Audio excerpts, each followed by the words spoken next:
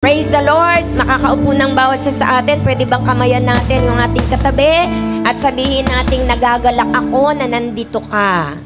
Praise the Lord! So, purihin ang ating Panginoon. Magandang umaga sa bawat isang kabataan na nandirito sa lugar na ito. I believe in my heart, may ginagawa ang Diyos sa inyong buhay. Amen ba? Mula nung makilala natin ang Panginoon sa ating buhay, maraming nagbago sa atin. Nabago ang ating mga ambisyon, nabago ang ating pananaw, nabago at nabawasan yung ating mga masasamang pag-uugali. Kasi tinanggap natin si Jesus sa ating puso bilang Panginoon at tagapagligtas ng ating mga buhay. Maraming mababago sa ating mga buhay. Pero ang pagbabagong ito ay hindi papunta sa kapahamakan, kundi pagbabagong magdadala sa atin sa tamang landas, kung saan ang Diyos ay merong dakilang plano na iniligay sa ating mga buhay. Kaya napakasarap mga kabataan na bago maging huli ang lahat, ay makilala natin ang Diyos ng mga Diyos, ang Panginoon ng mga Panginoon, ang Diyos na nagmamahal sa inyo, kahapon, noon, ngayon at magpakailanman, ang Diyos na nagsasabing hindi kayo iiwan at hindi kayo pababayaan. Habang tayo ay nandito sa magulong sanlibutang ito, ay napakarami nating ma-encounter na mga problema, mga pagsubok ng buhay, mga sakit, at iba't iba pang mga karanasan na hindi natin ginusto o gugustuhin man sa buhay ng bawat isa sa atin, pero nangyayari. Nakikita natin, nararamdaman natin, naririnig natin, nararanasan natin. Hindi iyan mawawala sa mundong ito. Kaya ang napakahalaga na ang ating buhay ay nakasuko sa Diyos. Kasi dahil hindi nga mawawala ang lahat ng mga bagay na ito na ayaw natin, na nagaganap sa ating buhay, hindi yan mawawala. Sabihin mo nga sa katabi mo, hindi yan mawawala. Nandyan pa rin yan. Kaya lang, iba kapag may Kristo ka sa puso. Kapag ang ating buhay, ipinagkatiwala natin sa Panginoon, kahit may mga problema, kahit may mga pagsubok, makakayanan natin kasi makakapag-isip pa rin tayo Dahil alam natin na hindi tayo iiwan at pababayaan ng Panginoon. Ngayon, kung tayo'y nakakilala na sa Panginoon, ang sabi ng Panginoon sa kanyang salita, if anyone be in Christ, he is a new creation. Old things have passed away, behold, all things have become new. So, yung dati nating pagkatao, nawawala na yon. Unti-unting naglalaho yan sa ating buhay. At lahat ng bagay na mangyayari sa atin mula ng ipagkatiwala natin at isuko natin ang ating mga buhay sa Panginoon, lahat ng mga mangyayari sa ating buhay ay bago na. Bago, in a sense na, dati ikaw ang nasusunod sa buhay mo, ngayon, ang Panginoon na ang sinusunod mo sa buhay mo. Kapag ang buhay natin, sinunod natin sa sarili natin, pwede tayong magkamali, pwede tayong mabigo, pwede tayong masaktan. Pero kapag ang ating mga desisyon, sinunod natin ang kalooban ng Diyos, hindi tayo magkakamali, hindi tayo mabibigo, hindi tayo masasaktan. Dahil ang Diyos ay napakamakapangyarihan sa lahat. Dahil ang Diyos ay napakatalino sa lahat. Dahil ang Diyos ay nasa lahat ng dako. Ibig sabihin, nakikita niya ang lahat ng nangyari, mangyayari, at nangyari, nakaraan, ngayong pangkasalukuyan, at yung panghinaharap. Nakikita niya. Kaya kapag ang ating buhay sa ating edad ay ipinagkatiwala natin sa Diyos, napakarami pa nating magagawa sa mundong ito. Ngayon, we should imitate Christ. Hindi nyo gagayahin ng pastor nyo, hindi nyo gagayahin ng leader nyo, hindi nyo gagayahin ng mommy, daddy, o sino pa man. Ang pinaka-best na dapat nating gayahin upang mapanuto tayo at mangyari ang plano ng Diyos sa buhay natin ay walang iba kundi ang Panginoong Jesus. He is the best example na dapat nating ginagaya. Kaya ngayong buwan na ito, ang topic ng buong Jesus is Lord Church Worldwide is Revival, a call to imitate Christ. Kasi hindi lahat ng tumanggap sa Panginoon ay nagkakaroon ng marubdob na pagnanasa na gayahin ang Panginoon. Bakit? Kasi nakakawayan sila ng kaway ng mundo. Natetempt sila. Natutokso sila ng mga bagay sa sanlibutang ito. Kaya nakakalimutan nilang gayahin ang Panginoon. Kaya may panawagan sa atin, i-revive natin Kasi automatic yun dapat. Nung isuko mong buhay mo sa Panginoon, automatic yun eh. May maiiba at maiiba sa'yo. At talagang nasa puso mo na tingnan ang Panginoon at kung ano meron siya, iyon ang nais mong mangyari sa'yo. Kaya lang naagaw ng kaaway. Kaya merong call to imitate Christ. Kaya ngayon, pag-aaralan natin yung ating inner qualities at kung ano yung magiging impact na pwede nating ibigay sa mundong ito. Ang sabi ng Bible, you are Christ's ambassador here on earth. Nung nakakilala tayo sa Panginoon, isinuko natin ang ating buhay sa Panginoon, iba ka na. Sabi mo sa katabi mo, iba ka na. Ikaw na ang ambassador ni Kristo sa mundo. Napakasarap pakinggan kapag ka, I am the ambassador of the Philippines sa Japan, sa Korea, sa Amerika. Ibang klase, napakataas nun. Ambassador ka ng Pilipinas. That means to say, representative ka ng Pilipinas sa bansang kinalalagyan mo. Alam mo ba na ikaw ay representative ng Diyos sa mundong ito? Kaya napakaganda ng ating posisyon.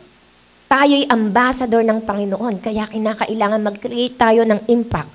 Yung inner qualities, hindi yung outward. Kasi yung panglabas, ang dali nating pikiin yun eh. Ay, mabait ako, masunurin ako, respectful ako, ganito ako. Pero yung inner, yung nandun sa loob, kumusta ba? Yun yung gusto nating itulad sa Panginoon. Kaya yung inner qualities natin ay napakahalaga. Kapag ayos ang ating loob, nakapag-create tayo ng impact sa society. And we will become a good ambassador of the Lord Jesus Christ here on earth. Sabi dito, to make positive impact is to become a force. Sabihin natin, force. That people would reckon with and not just a mere figurehead. Tayo, kapag nagbibigay tayo ng positive impact, nagiging puwersa tayo. Kayo na mga nandito, na nakikinig ng salita ng Diyos, you will become a force in this town. Kayo magiging puwersa sa mundong ito, puwersa ng Panginoon kapag tayo'y nag-create ng positive impact. Ang nagmamahal sa Panginoon, gusto natin parangalan siya. Di ba pagka meron kayong crush, itinataas mo siya, pinapakilala mo siya, na siya'y magaling, mapagmahal, maalalahanin, ibinibuild up mo siya. Now, gawin natin sa Panginoon yon. If we love the Lord, kailangan i-build up natin si Lord sa mga tao. Na ang Diyos natin ay nagmamahal sa kanila. Ang Diyos natin nagpapatawad. Ang Diyos natin umuunawa. I-build up natin sila, ang Diyos natin sa mga tao because we love the Lord. Kasi ganyan din tayo eh. Kung mahal natin yung boyfriend natin, binibuild up natin sa tao eh. Why not God? So tayo ay magbigay ng positive impact so that tayo ay maging malakas na puwersa dito sa mundong ito na magtutulak upang ang mga kabataang katulad natin na napapariwara, na napapagod, na nagdadalamhati, na nalilihis ng landas, ay maging ibalik sa Panginoon at maiayos ang buhay at malakaran nila ang talagang inilaan ng Panginoon sa kanila. And we can only do that kapag tayo nagbigay ng positive impact. Amen ba? Praise the Lord. Kaya sabi dito, to make positive impact is to be an agent of transformation. Sabihin mo, agent of transformation. Sabi, ahente ng transformation. So, hindi tayo pwedeng maging agent. Alam niyo, sa business world, pag ikay pupasok sa isang business, lalo na sa sales, kinakailangan ikaw muna yung bumili ng produkto nila. Tikman mo muna yung produkto nila. Gamitin mo muna yung produkto nila bago ka maging ahente. Kasi hindi mo kayang ibenta yung produkto na yon kung hindi mo naranasan. Hindi mo kayang i-sales stock, ipagmalaki yung produkto na yon kung hindi mo natikman. Tayo, makapagbibigay tayo ng positive impact sa mundong ito kung natikman mo si Jesus. Kung naranasan mo si Jesus. Kung nakita mo ang kapangyarihan ni Jesus. Kung nakita mo na ikaw may sakit, pinagaling niya. Kung nakita mo na ikaw may problema, nilutas niya. Kung nakita mo na ikaw ay nalagay sa trouble, tinulungan ka. So, kailangan matikman mo yung produkto. Para ikaw ay maging agent of transformation. Kailangan ikaw na bago. Naranasan mo yung ginawang pagbabago ni Jesus sa'yo para maging ahente ka ng pagbabago. So kung ikaw ay magiging ahente ng pagbabago ng isang kabataan na bulakbol dahil sa'yo nakita yung positive impact mo na nag-aaral kang maigi, Hindi naging bulakbol.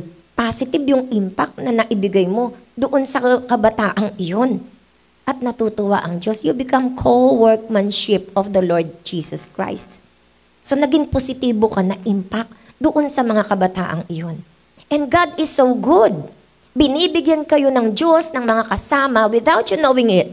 Binibigyan kayo ng Panginoon ng mga kasama na magbibigay din ng positive impact sa'yo para mailayo ka. At ngayon, nailayo ka sa maling landas. Ikaw naman ngayon ang gumawa nito sa ibang mga kabataan.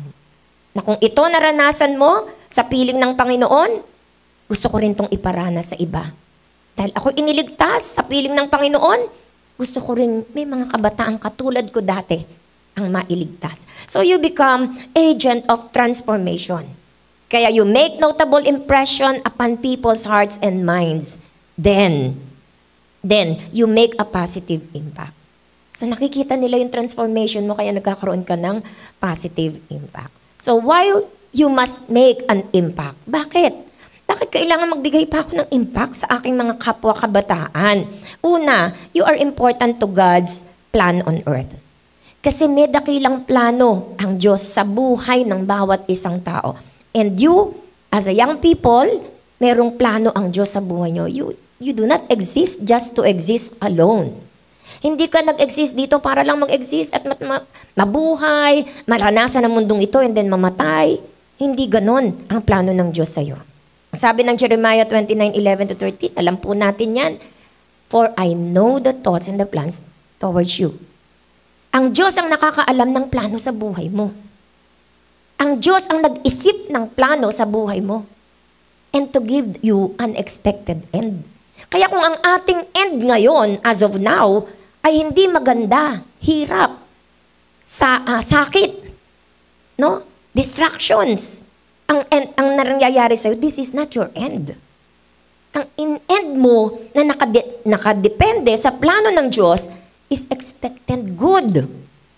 Magandang kinabukasan ang end mo. Ang question, bakit ako wala sa magandang kinabukasan? We need God. No? You are important to God. Napakalaki ng plano ng Diyos sa buhay mo at ikaw ang magiging agent of transformation sa eskwelahan nyo. O saan mang komunidad na meron. Paano? Patutunayan mo sa mga tao, sa mga kabataan na katulad mo na merong totoong Diyos na nagmamahal at nagmamalasakit. Kasi naranasan ko. So this is God's plan for you here on earth. Number 2, you can do much more than what you are doing now. Anong ginagawa mo ngayon? Nung hindi ka nakakilala sa Panginoon, maayos ka. Maayos ka. Magaling ka. Matalino ka. You can do more than that. Higit pa dyan ang magagawa mo. Ngayon na isinurrender mo ang buhay mo sa Diyos. O ngayon, ako dati, wasak ang buhay ko, sira ang buhay ko. Makikita mo, kapag binigay natin ang buhay natin sa Panginoon, God will do more through you, in you, sa'yo, sa pamamagitan mo. Magkakaroon ka ng silbi sa mundong ito. Magkakaroon ka ng sense of greatness sa mundong ito. Kasi God is in you. Kaya tayo, kailangan nating mag-create ng impact dahil alam nating may kaya pang gawin ng Diyos sa pamamagitan ng buhay natin. Sabi mo nga sa katabi mo, may gagawin ng Diyos sa pamamagitan mo. So that is our assignment to God, no? That's why we need to make an impact. John chapter 14 verse 12. Truly I say to you, whoever believeth in me, the works that I do, he will do also. And greater works than this shall he do, because I'm going to the Father. Higit pa ang magagawa natin. Number 3, God has deposited great things in your life which must benefit others. Tingnan mo nga yung katabi nyo at sabihin mong may nakadepositong magandang bagay ang Diyos sa'yo na magbe-benefit ako. So, may inilagay ang Diyos sa'yo. Talento, abilidad, katalinuhan, ganda, kagwapuhan, estado sa buhay. May idiniposito ang Diyos sa iyo. Not only for your benefit, but also for the benefit of others. Tandaan nyo yan mga anak. Ano man meron kayo, hindi yan para sa inyo lang. Ibinigay iyan ng Diyos sa inyo dahil kailangan mong gamitin yan para din tumulong sa iba. That is our God. Ang Diyos hindi makasariling Diyos. Ang Diyos nagmamalasakit sa lahat ng tao. And we thank God dahil God has given us opportunity, ang bawat isa sa atin, na magamit ng Diyos to become a blessing to others para makatulong tayo sa iba. That's why we should make an impact. Number 4, you are born as a star. Sabihin mo, you are born as a star. And you must shine. May magandang bagay sa'yo. Kaya kung naiisip mo, lahat ng bagay pangit sa akin, palpak ako, sira ako, ganito ako, ganyan ako, lahat ng negative, iniisip mo para sa'yo, nagkakamali ka. Sabihin mo sa katabi mo, nagkakamali ka. You are a star. Wow, superstar ka, no? Ang kailangan lang yung pagiging star mo, pagliwanagin mo. Kailangan mag-shine ka. Kailangan magliwanag ka yung pagiging star mo. And you can only do that with God. Create a positive impact. What is it that God has deposited in you? Ano ang inilagay, idiniposito ng Diyos sa inyo? With that, deposit that God has given in your life that will make you a star. Yung diniposito ng Diyos sa buhay mong abilidad, talento, galing, iyan ang maggagawa sa'yo para maging star ka, para maging kilala ka, at para magliwanag ka. Kaya kailangang makita mo, ano ba yun? Nangyayari sa akin na magiging star ako.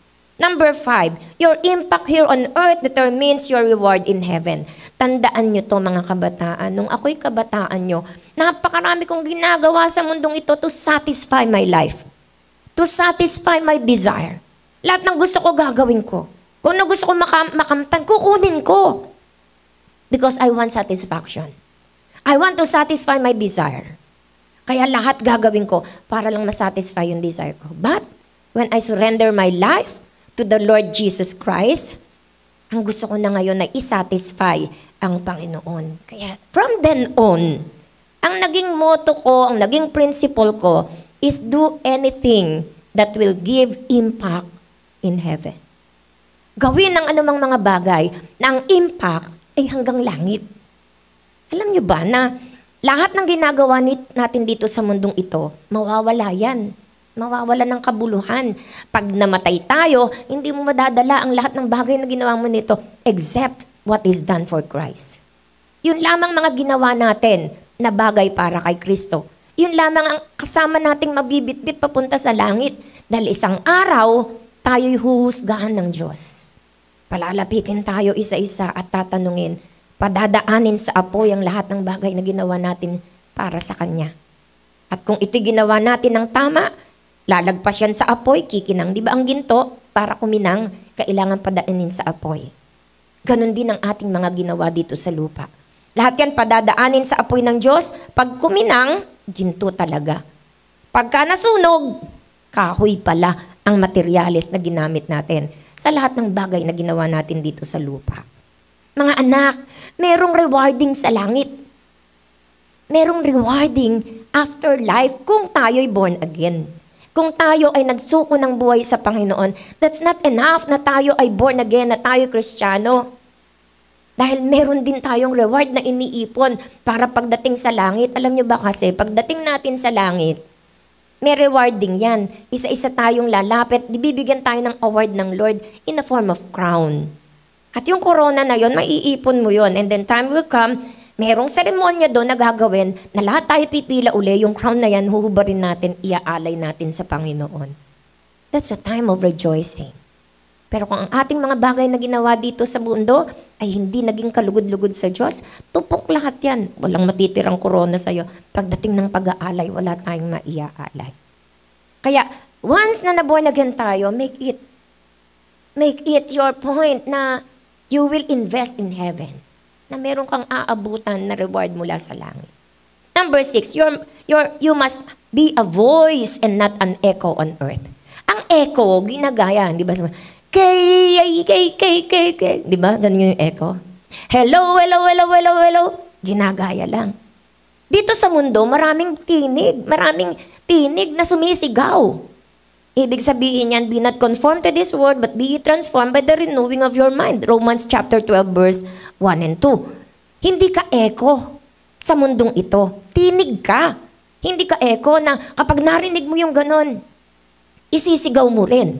Kapag nakita mo yung ganon, gagawin mo rin. Yun yung echo. Hindi tayo echo sa mundong ito. Tayo ay tinig. Pag sinabing voice of God, anong sinasabi ng banal na kasulatan? Iyon ang tinig na binibigkas mo. Naintindihan po natin? So kung ang kasinungalingan, ay lahat naman yan sinungaling eh. Lahat naman nagsisinungaling. Echo ka kapag ginawa mo yun. Kasi, nagsinungaling din sila. O di ako, i-echo ko, magsisinungaling din ako. Pero ang tinig, hindi gagawin yon.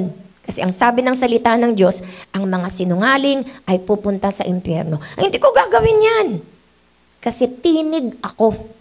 Iyon ang nakita ko sa salita ng Diyos. Iyon ang narinig ko sa salita ng Diyos. Nung hindi pa ako born again, mahilig ako magsalita ng mga mura. Ang isa sa word, sasabihin ko na, Lord, ulol. Yun, laging lumalabas sa bibig ko yun, kahit anong mangyari. Ang daming salita, pero kasama yun. Until such a time na nakakilala ko sa Panginoon, ng unang-una ko nabuklat sa Biblia, eto, ang mga sinungaling ang nagsasabi ng ulol sa kanyang kapwa ay pupunta sa dagat-dagatang apoy ng impyerno. Natakot ako! Mula noon, ayoko na magsalita ng ganun sa kapwa ko.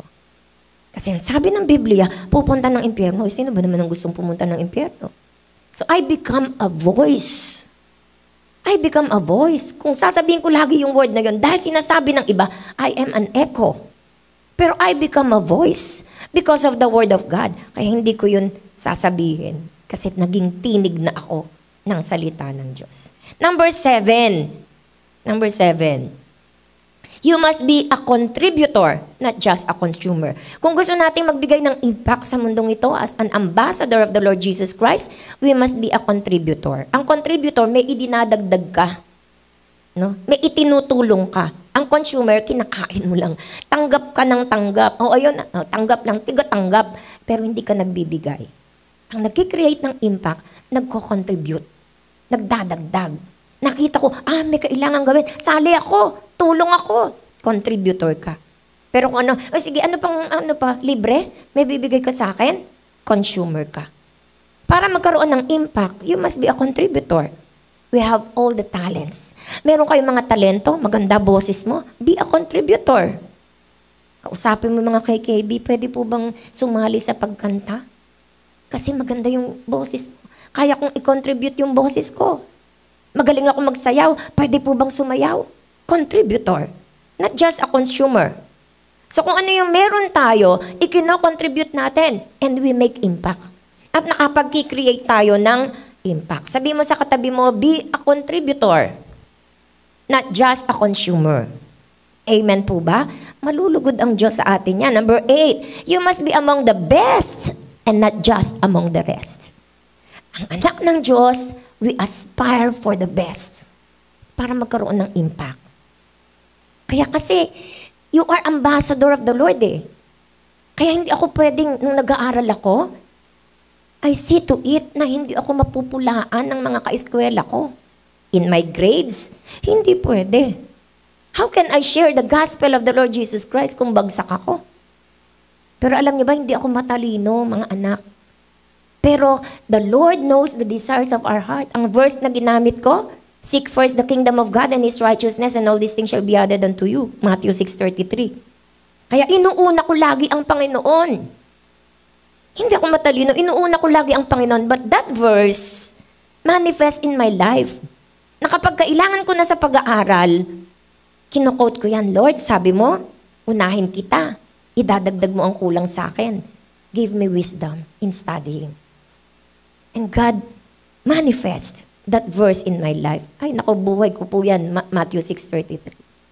So, hindi ako ganun katalino, pero naging scholar ako ng PUP Santa Mesa. Dahil nagtaasan ng mga grades ko. Kasi inuna kong hinanap ang kaharian at katwiran ng Diyos. So, I make impact. Kahit sa pag-aaral, make impact. Para maging ambassador tayo ng Panginoon. Pagbutihan natin yung pag-aaral natin, not for ourselves. Ako po, pinagbuti ko pag-aaral ko, not for myself, but for my God. Kasi ganun ko kamahal ang Diyos na ayokong mapahiya siya sa akin. Kaya ang pag-aaral ko, talagang pinagpe-pray ko yan sa Lord, pinagbubutihan ko yan. Hindi ako nagkukulang. Ayoko magkulang dyan because I should create difference. I should create impact. And when God saw this desire in your heart for Him, to glorify Him, sigurado ako, sasamahan kayo ng Diyos. Kasi gusto rin ng Panginoon, maitaas ang pangalan niya sa pamamagitan ng buhay natin. Amen ba mga anak? Sige, palakpakan niya natin ng Panginoon. So, be the best. Dapat kahit anong gawin mo, best. Sabihin mo sa katabi mo, do everything the best you can. Nandito lang nagsasalita. Parang dito lang kausap. Pwede ba pakisabi, do everything the best you can. Hindi kayo magsisisi. Kapag ginawa nyo yan, hindi kayo magsisisi. Alam niyo ba na ang mga kami, nung mga kabataan kami, nag-excel kami sa aming mga pag-aaral because of what we are doing in the church. Nagkakaroon kami ng team building, nagkakaroon kami ng ganito, ganyan. Na-boost yung moral namin. Nag-share kami ng gospel. Ako kasi nung kabataan ko, tuturo ako sa mga bilanggo. Manila City Jail, Quezon City Jail, Caloocan City Jail. Ang kaharap ko, mamamatay tao, rapist, magnanakaw. Pero nagtuturo ka doon, na-boost yung aking moral, self-confidence. Kaya pagdating sa school, naging ganun din. Kaya pag magre-recitation, nakakabahan ako. Tapos iisipin ko, bilanggo nga, nakikinig sa akin eh. Estudyante pa. So nabubus ako. Ang laking tulong ng ministry sa pag-aaral. Yung mga natututunan namin sa mga team building, nagagawa namin sa mga project sa school. Nabibigyan kami ng mga matataas na grades. So napakabuti ng Panginoon, no? Do the best. Kung ano yung kaya natin, gawin natin. Number 9, you will be remembered for the impact you made. Matatandaan kayo dun sa impact na binigay mo sa kanila. Hindi na kayo makakalimutan ng mga tao kapag meron kang ginawang maganda, positibo, na nag-iwan ng kaisipan sa kanila. Ako siguro ang isang positibo na impact na naibigay ko sa professor ko, kaya yung tiwala sa akin ay gano'n na lang, yung pagiging honest. Kasi nung time na talagang wala akong napag-aralan that time, midterm exam, wala akong maisulat. Sabi ng classmate ko, Catherine, ba't hindi ka nagsusulat? Hindi ko maintindihan. Sabi ng kaibigan ko, eto, dali, kopyahin mo. Pinakokopya sa akin. Sabi ng Lord sa akin, kasi pagka tinanggap natin si Jesus, may Holy Spirit na bubulong sa atin. So, binulungan ako ng Holy Spirit. Sabi ng Holy Spirit sa akin, pag kinopya mo yan, malulungkot ako. I love the Lord so much na ayokong malungkot siya sa buhay ko. Kaya sabi ko sa isip ko, no, di bali na akong bumagsak, Panginoon, pero hindi ko hahayaang malungkot ka sa buhay ko dahil lang sa exam na to, although midterm po yun. Malaking bearing yan sa grades ko. Sabi ko, hindi ako papayag, Lord. Hindi ako papayag na malungkot ka sa buhay ko dahil lang sa pangungopya ko dito sa classmate ko. Di bali na akong bumagsak. Basta wag ka lang malulungkot sa buhay ko. And then, ang ginawa ko po, sinabmit ko na yung papel ko ng walang sagot. Sinabi ko dun sa professor namin, Sir, sorry, hindi po ako nakapag-aral. Wala po akong maisagot. Ayoko naman pong mangopya. Kaya buti na po na isubmit ko na lang sa inyo. Alam mo yung professor ko, yung mukha niya, sabi niya, ha? Tapos tiningnan akong ganon. Tapos sabi niya, okay, Catherine, magpaiwan ka, ha? Hintayin mo after this class. So, naupo lang ako, hindi ako nagsasagot. Hinintay ko. And after the class, tinawag ako. Catherine, hindi ka. Mag-review ko uli, bibigyan kita ng special exam. Kung ginawa ko yon, nalungkot ko ang Panginoon. Pero natuwa ang Diyos dahil tumayo ako sa isang bagay na desisyon na magpapaligaya sa Kanya. And God rewarded me. Anong reward? Sige, mag-review ka at magbibigay ka ng special exam. And then I study. And then nung mabigyan ako ng special exam, ang grades ko, perfect. Palakpakan natin ng Panginoon. Impact! Let us create an impact. Kung saan, positibo. Kaya yung professor ko, I believe in my heart, sasabihin niya sa sarili niya, meron ganito pa palang estudyante. And then, maiiba na yung tingin ng professor mo sa'yo. Iba na ngayon ang tingin ng professor mo sa'yo. Kaya one time, nag-exam kami. Nag-aral naman ako. Pero na mental block ako. Siguro dahil napuyat. Essay. Nakalagay, write in not more than 10 sentences, ganito, ganyan, ganyan, ganyan. Ginawa ko number lang, hindi paragraph. 1, 2, 3, 4, 5, 6, 7. Nahihiya kasi ako na mag-submit ng walang laman ng papel ko. So, nag-aral naman ako, pero maling-mali ang sagot ko. Para bang ganito? Saan ka nakatira? Ang pangalan ko, Kay. Ang layo! Pero lagyan ko lang talaga yan, nilagyan ko lang. Punong-punong yung papel ko. Pero I know in my heart, mali ang lahat ng sagot ko. At nakahanda na akong masingko. Ibig sabihin, 0 ang aking exam. Isinabmit ko, ako pa ang kahuli-huli ang nag-submit. Sabi pa nung ka-eskwela ko, sisiw ka, Catherine, sisiw, no? Tulo pawis ko. Praise the Lord. And what happened? Ano nangyari? Nagba-Bible study kami, malungkot ako. Naku, Lord, tsak nabagsak ako doon, nakakahiya, ganito, ganyan, ganyan, ganyan. Pero ang sabi ng Lord sa akin, dahil lang ba dyan? Hindi ka makakapag-concentrate sa akin? Sabi ko sa Lord, no, kahit bagsak ako, magko-concentrate pa rin ako sa'yo dito sa Bible study. I did that.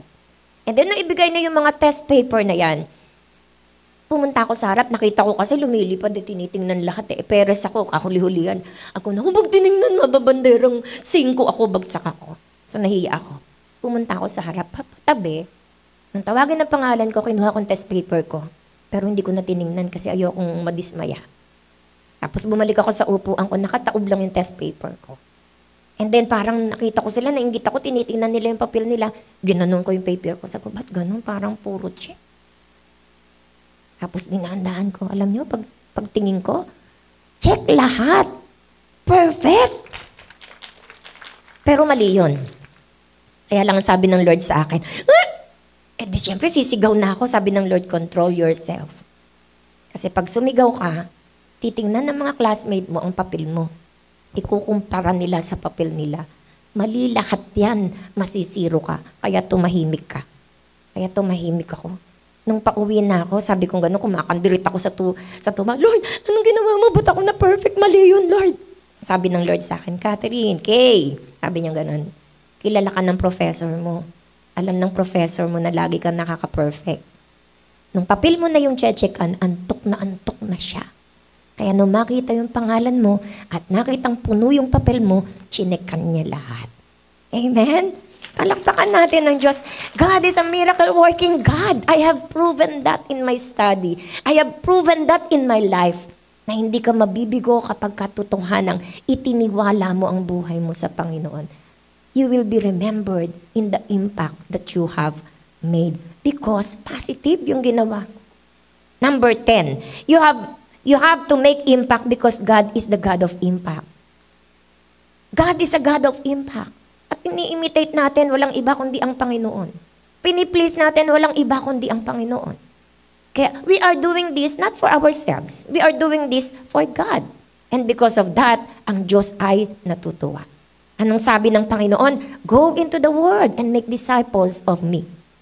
Humayo ka at gumawa ka ng disipulo para sa akin.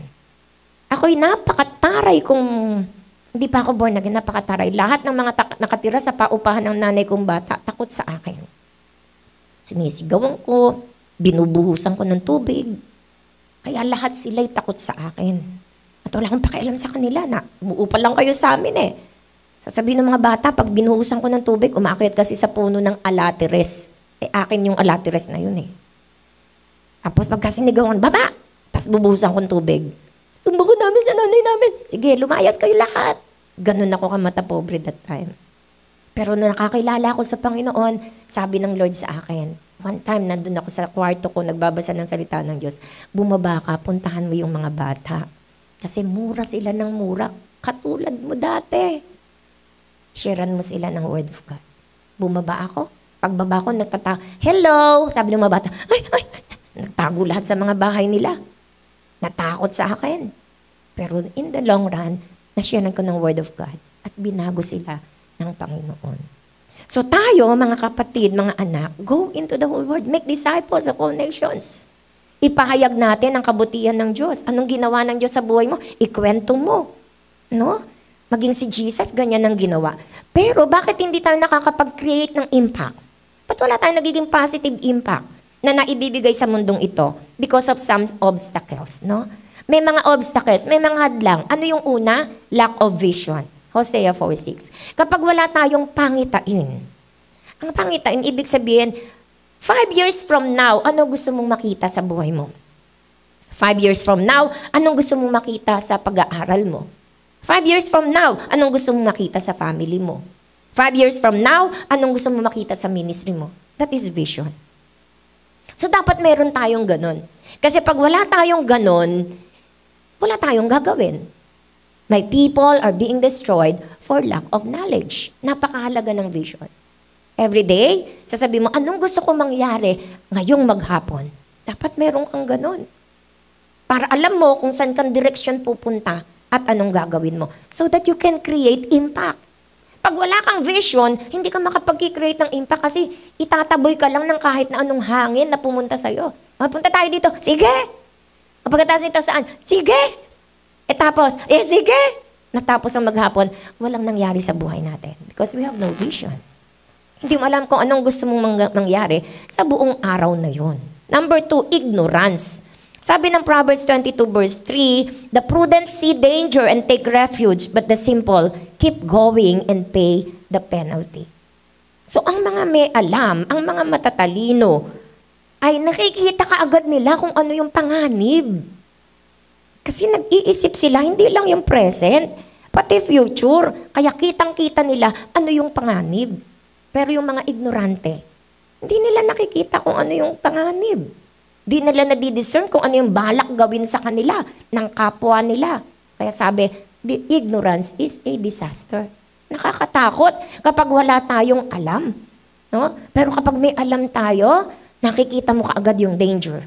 At alam mo kaagad kung paano ka maliligtas. Because you are not ignorant. Kaya itong ignorance is an obstacle to make impact. No po? Napakahalaga na malaman mo ang katotohanan because the truth will set you free. No. May kapangyarihan na magpapalaya sa iyo sa katotohanan. So kailangan mga anak, inaalam mo ang katotohanan para makapag-create ka ng impact, positive impact. Number 3, disconnection from heaven. Hindi ka makaka-create ng impact kapag disconnected ka sa langit. Bakit ba nagiging disconnected sa langit? Lahat ng tao disconnected sa langit. Unless you are born again. John 3:3. Bakit disconnected, Pastora, kaya ang mga tao sa langit? Dahil ang kanilang espiritu ay patay. Bakit namatay ang espiritu ng mga tao? Dahil sa kasalanan ni Eva at ni Adan. Yan, sabi ng Bible, for all have sinned and come short of the glory of God, and the wages of sin is death, but the gift of God is eternal life. So, tayong lahat patay spiritually. But, when you hear the gospel of the Lord Jesus Christ na namatay siya sa krus ng Kalbaryo, binayaran ng iyong kasalanan, at kung tinanggap mo siya sa puso mo, ikaw ay pinatawad niya at ginawa niyang anak. You are born again. Sabi ng John 3:3, unless a man be born again, he cannot see the kingdom of God. Then and only then, magiging konektado tayo sa langit kapag tayo ipinanganak na muli sa pamilya ng Diyos. Amen po ba? Praise the Lord. So, if we are disconnected from heaven, we cannot make impact. Hindi tayo makakapag-create ng positive impact. Number 4, prayerlessness. Ang panalangin, hininga natin yan. Kahit saan pwede kayong mag-pray. Once na naging born again ka, naging ama mo, ang ama sa langit, na nabalik ang relasyon natin sa Diyos. Because of Jesus Christ. Nahiwalay ang relasyon natin sa Diyos because of sin. Pero nung mamatay si Jesus sa krus ng Kalbaryo, yung cross, yun ang naging bridge natin to connect again to the Father. So tayo'y naibalik sa relasyon natin sa Panginoon. And naibalik tayo sa relasyon, ang prayer ay naging hininga natin. Sige, subukan mong maghuminga ng 1 oras. Kaya nyo? Patay ka niyan. Diba? 30 minutes lang, baka patay ka na eh. Because prayer is our breath. Tayo, mula na nakakilala sa Panginoon, whatever happens to you, you pray. Pastora, hindi ako marunong mag-pray. Ang prayer is a simple communication with God. Kakausapin mo lang siya. Panginoon, nahihirapan na po ako dito sa subject ko, tulungan niyo po ako. You are praying. Panginoon, tulungan niyo nga. Ano bang gagawin ko, Lord? Maglilinis o ganito? You are praying. Kaya sabi ng Thessalonians, pray without ceasing. Prayerlessness ay obstacle para magbigay tayo, makaano tayo ng impact. Praise the Lord. Kaya kailangan po, manalangin tayo lagi. Number 5, laziness, no? Yung laziness po, yung pagiging tamad. Sabihin mo, wag kang tamad. Because Proverbs 10 verse 4, ang sabi doon, alam ko na. Because sabi po ng Proverbs 10 verse 4, a lazy hands make for poverty, but diligent hands brings wealth. Okay po? So, wag tayong maging tamad. Gusto nating yumaman? Gusto nating mapagpala? Wag tayong maging tamad. Amen. Kumilos po ang bawat isa sa atin. Hindi naman tayo pagod, lagi tayong tulog. Hindi naman pagod, lagi tayong nakahiga. Ano po? Wala tayong ginagawa. Number 6, pride and arrogance. Huwag tayong maging mayabang. Sometimes, kapag marami na tayong successes in our lives, nagiging mayabang na po tayo. At ito ay obstacle in making an impact. Number 7, sinfulness. Yung kasalanan. Kapag tayo may kasalanan, nagigilty tayo because we have the Holy Spirit in our lives. Hindi makakatagal ang Holy Spirit sa buhay natin na may kasalanan tayo. Kaya i-convict ka niyan. Kaya mawawala yung joy mo, mawawala yung peace mo. Kahit ipakita mo na kunwari may peace ka, hindi totoo yan. Pag nag-iisa ka na, wala ang kapayapaan kasi ang Holy Spirit ay nag-grieve because of the sin na ginagawa natin. Kaya ito ang magiging obstacle para makapag-create tayo ng impact. Number 8, being narrow-minded. Ito yung obstacle in making impact, no? Kapag makipot ang isip natin, hindi natin nakita yung reason, hindi natin pinakikita yung reason, nakaisa ka lang, napakaikli ng isip natin, napakakitid ng isip natin. So we cannot understand. How can we make impact if we cannot understand others? No? So ito ay obstacle pa rin. Number 9, moving with the wrong people. Sabi ng 1 Corinthians 15:33, do not be misled. Bad company corrupts good character. So kapag tayo, ang kasama natin ay mga hindi tamang tao. Paano mo malalamang hindi tamang tao? Kapag ang kasama natin ay dinadala tayo sa kasalanan, inihihiwalay tayo sa Diyos, inililihis tayo sa kabutihan, sa plano ng Diyos, na itatanim ang ibang bagay sa ating isip, they are bad company. At hindi tayo makakapag-create ng impact, good impact, kapag bad company ang kasama ng bawat isa. And number 10, demonic influences. So ito yung mga spirit of deception this time. Maraming mga deception, no, na inspired by the demons. Nalilinlangin tayo. Papakita sa atin, nakala mo totoo ang isang bagay. The truth of the matter is, hindi naman pala sila totoo. At madideceive tayo at maihiwalay tayo sa ating Panginoon. That's why we cannot make an impact. So anong dapat nating gawin para makapag-create tayo ng impact? Number 1, you must be a friend of God. Kailangan maging kaibigan tayo ng Diyos by being born again. Number 2, we must let the Bible be our companion. Mga anak, napakahalaga ng salita ng Diyos. Magbuklat kayo lagi ng Biblia sapagkat nandyan ang instruction ng Panginoon. Number 3, live a holy life. Ipakita natin ang difference natin bilang anak ng Diyos. Mabuhay tayo ng may kabanalan. Number 4, we must be humble. Dapat maging mapagpakumbaba tayo lagi. Kahit ano ang mangyari sa atin, success, achievements, everything, we must be humble.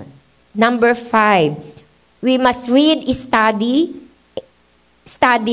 books, no? And anything materials, reading materials, na kailangan po nating matutunan. Alam nyo kung anong kailangan nyo, alam nyo kung anong kulang sa inyo, anong nalilito kayo, then find materials na nakatutulong sa atin para ma-improve tayo. Next, you must have a vision. Kailangan meron kang pangitain. Kanina, diniscuss natin. Next, you must seek for competence. Magaling ka na sa isang bagay, pagalingin mo pa. Mahina ka sa isang bagay, mag-aral ka para maging competent ka. Hindi pwedeng kung saan ka lang magaling, doon ka mag-excel, yung mahina, hindi mo nababaguhin. You concentrate and you focus doon sa kahinaan para magkaroon ka ng competence, no, sa mga ginagawa natin. Number 8, you must be a prayer addict. Lagi tayong manalangin kasi kung hanggang saan ang panalangin mo, iyon ang mangyayari sa buhay mo. Number 9, you must be obedient to God.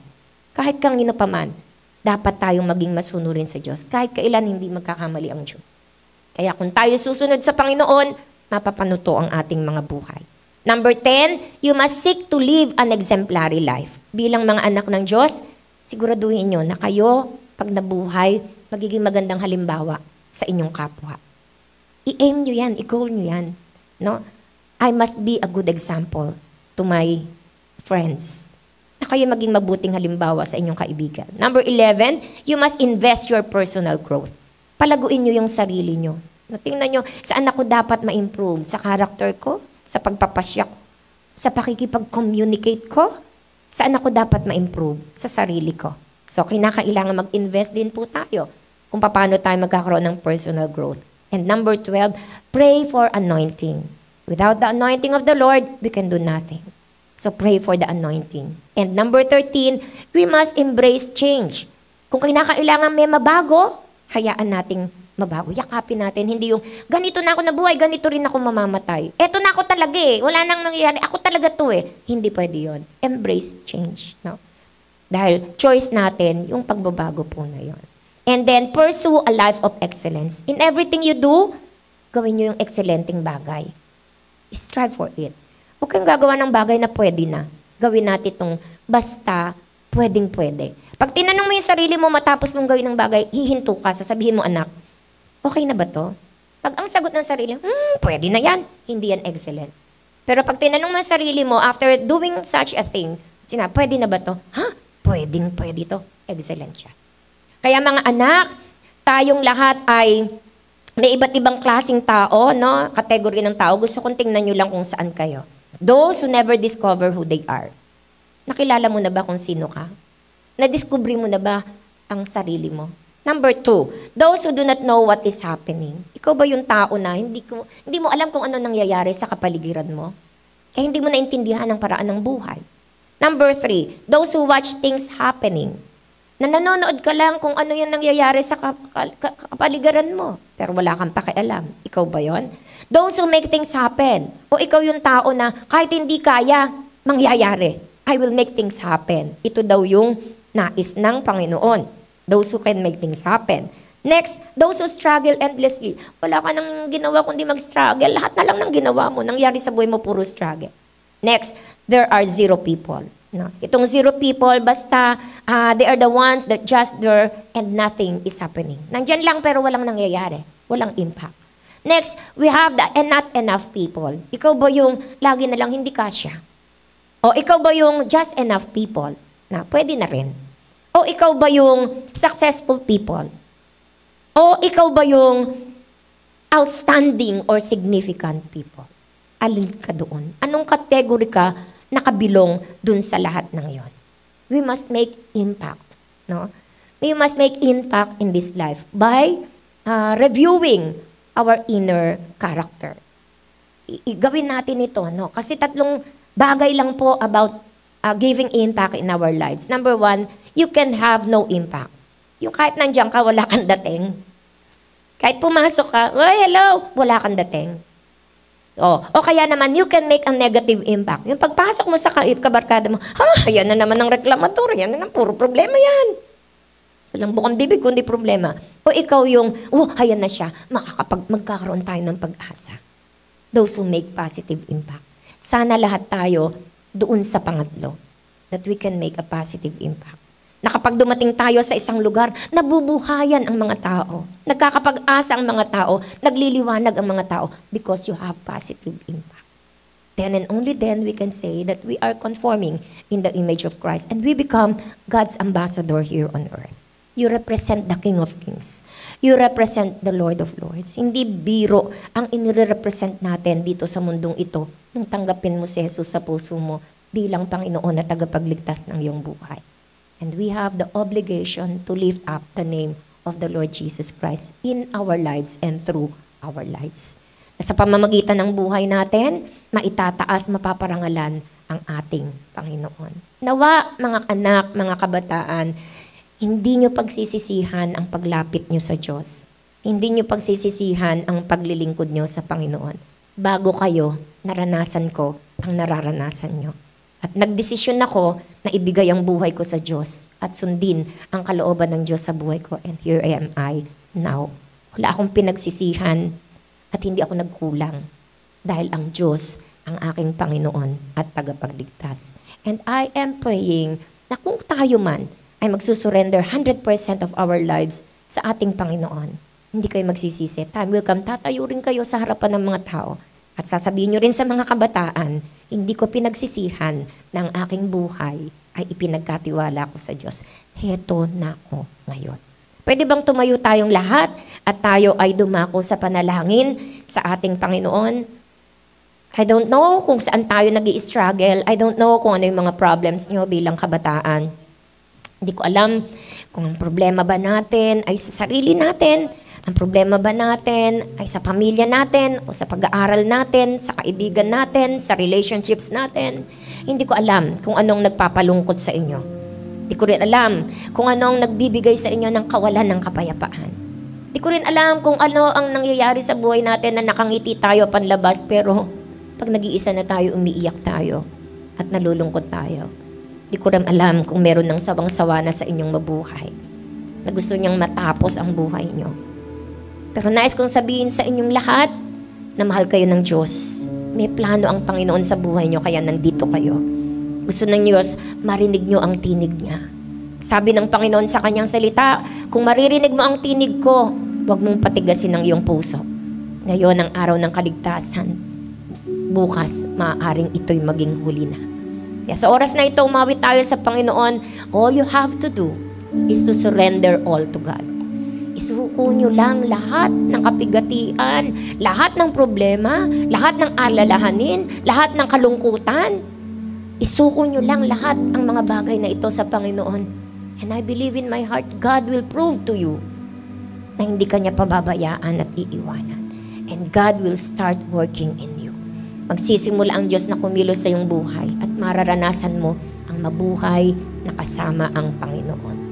Ay, umawit tayo sa Panginoon. Hallelujah, Jesus. Thank you, Lord. Tumutulog, sumasamo, lumalapit, O Diyos, sa kabanata. Pwede bang itaas natin ang ating kamay sa Panginoon, tanda ng pagsusuko ng ating mga sarili sa Diyos? Yes, Lord. Maging marapat ang buhay ko.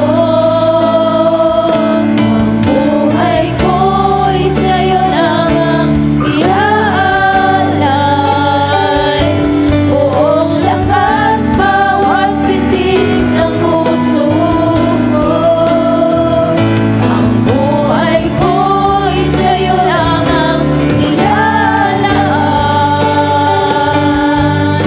Ngayon at kailanman, hanggang sa walang hanggan. Pag-ibig ko't pagmamahal ay sa'yo lamang. Ang buhay ko'y sa'yo lamang iaalay. Buong lakas bawat bitik ng puso ko. Ang buhay ko'y sa'yo lamang ilalaan. Ngayon at kailanman, hanggang sa walang hanggan. Papuri ko't pagmamahal ay sa'yo lamang. Ama naming Diyos, marami pong salamat sapagkat ang iyong presensya ay nasa aming kalagitnaan. Hindi mo pababayaan ang bawat kabataang nandirito. Nakikita mo sila, kilala mo sila. Hindi lingid sa iyo, Panginoon, ang nagaganap sa kanilang buhay. Hindi lingid sa iyo ang kanilang pangangailangan. Hindi lingid sa iyo ang ninanasan ng kanilang mga puso. Dinala mo sila sa lugar na ito upang katagpuin sila. Dinala mo sila sa lugar na ito upang marinig nilang iyong tinig. And I believe they hear your voice. And now, Lord, Holy Spirit, I pray you minister unto these children, unto this KKB, unto this youth. Ikaw ang mag-minister, Banal na Espiritu Santo, sa kanila, Panginoon. This is your time. This is your time, O God. Tapos na po ako. At ikaw naman, Panginoon, ang kumilos sa mga kabataang ito. Hipuin mo ang kanilang mga puso. Mangusap ka sa kanila, Panginoon. Bigyan mo sila ng tibay, ng kalooban, na gawin ang tamang desisyon. Ngayon, Panginoon, sa kanilang buhay matapos nilang marinig ang iyong tinig. Bigyan mo sila ng obedient heart, masunuring puso. Nangungusap ka sa kanila. Meron kang sinasabi sa mga kabataang ito. You are impressing something in their hearts that will deliver them, that will free them, Lord. Nangungusap ka sa puso ng mga kabataang ito. Yes, oh God, lakasan mo ang iyong tinig sa mga kabataang ito. At ang dalangin po namin, O Diyos, ang dalangin ko, O Diyos, Ikaw ang kumilos sa kanilang mga buhay. Start doing miracles in their lives. Start transforming them. Lakasin mo po, lakasan mo ang iyong tinig sa kanila araw-araw ng kanilang mga buhay. Uhuawin mo sila sa katotohanan ng iyong salita. Gabayan mo sila ng iyong salita. At sa kanilang pananalangin, dinggin mo, Panginoon, ang tinig ng mga kabataang ito. Nasasabihin nila, totoo, ang Diyos na sinasamba namin sa lugar na ito ay Diyos na nakakarinig ng lahat ng aming mga panalangin. Panginoon, maraming salamat. Itinatagubilin ko po sa iyo ang mga kabataang ito. Allow them to make impact in their lives. In the name of Jesus. Not only in their lives, but in the lives of others, in the lives of their school, families, wherever they are. Allow them to become an instrument, an agent of transformation, starting today, in Jesus' mighty name. Panginoon, maraming pong salamat. Bless all these youth, oh God. At nawa, Panginoon, maggamit nila ang lakas na meron sila para sa iyo bago maging huli ang lahat. To you we give all the glory, honor, and praise. In Jesus' mighty name, amen and amen. Praise the Lord. Palakpakan po natin ang ating Panginoon. Po tayo ipinagpala ng ating Panginoon. Amen. Amen. Amen. Kaya naman muli ating ipilakpak ang ating mga kamay at sabay-sabay natin idedeklara ang kapangyarihan ng ating Panginoon. Hallelujah. Hallelujah, Jesus. Let's clap our hands. Sabay-sabay natin sabihin sa ating Panginoon na Diyos, Ikaw ay makapangyarihan. Diyos na makapangyarihan, haring kataas-taasan, sa aking puso ay nananatili.